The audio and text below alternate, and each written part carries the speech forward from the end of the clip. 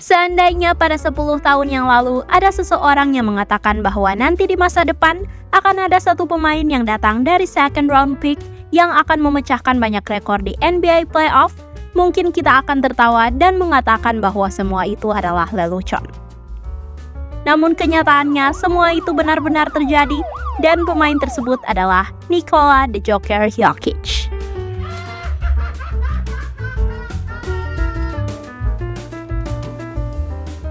Jokic akhirnya bisa membawa timnya Denver Nuggets merengkuh gelar juara NBA untuk pertama kalinya serta meraih gelar MVP Final setelah berhasil mengalahkan Miami Heat dengan skor 4-1.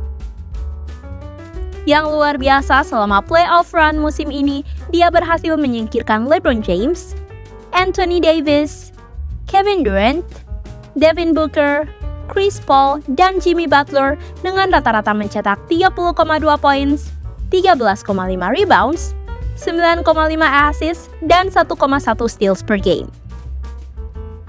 Tak hanya itu, Jokic merupakan pemain pertama yang memimpin total points, rebounds, dan assists dalam satu run playoff dan berhasil memecahkan rekor 7 triple-double yang telah bertahan selama 56 tahun milik Wilt Chamberlain dengan 10 triple-double di playoff musim ini.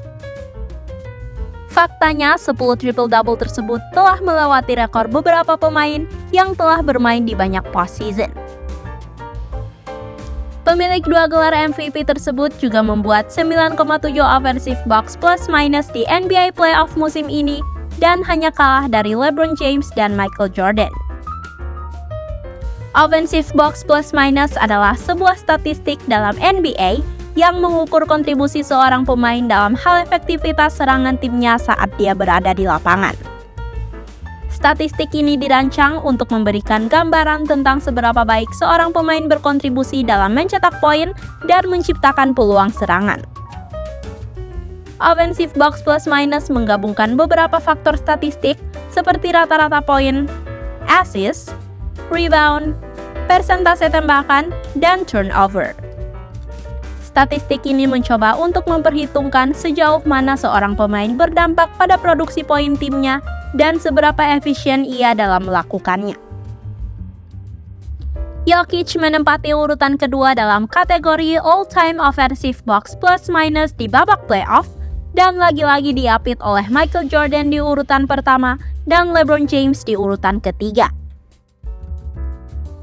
Berbicara mengenai shooting, Jokic juga termasuk shooter yang elit dengan setidaknya mencetak 1.000 percobaan tembakan dalam babak playoff.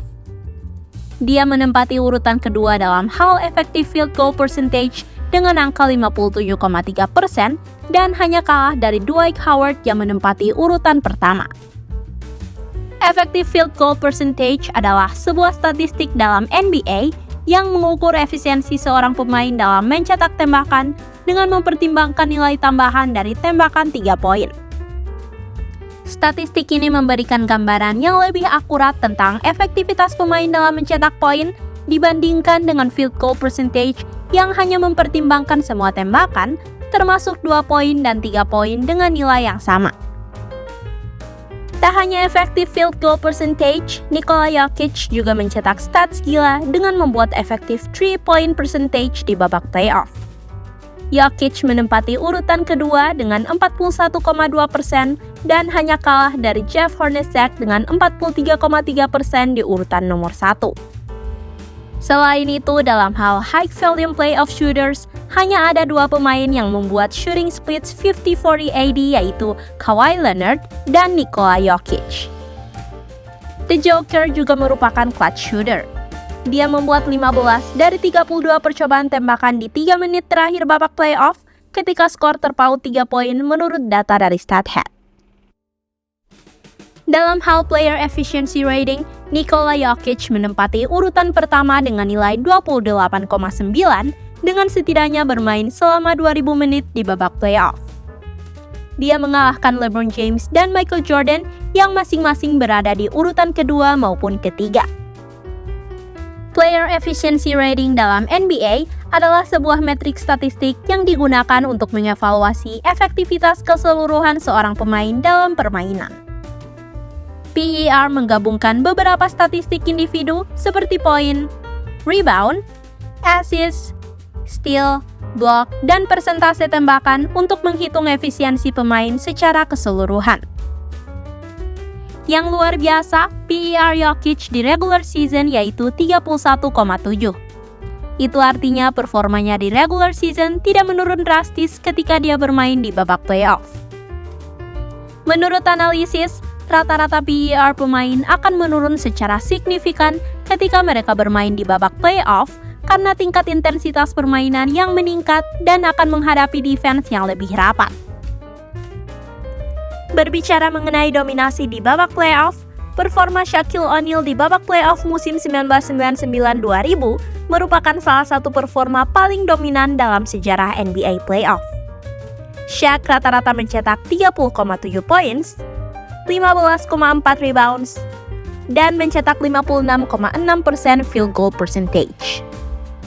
Namun jika kita compare statistik Shaq dengan statistik Jokic di playoff musim ini, terlihat jelas bahwa statistik Jokic lebih komplit dengan lebih banyak assist, mencetak 80% free throw percentage, dan membuat 47% 3-point percentage. Dengan berbagai rekor statistik dan accomplish yang ditorehkannya, Nikola Jokic telah menempatkan dirinya sebagai pemain terbaik di NBA saat ini. Tak hanya memiliki senjata offense yang hampir sempurna, Jokic juga merupakan all-around player berposisi center yang menjadi orkestra permainan offense timnya di setiap possession dan membuat tim di sekelilingnya menjadi lebih baik ketika dia ada di lapangan.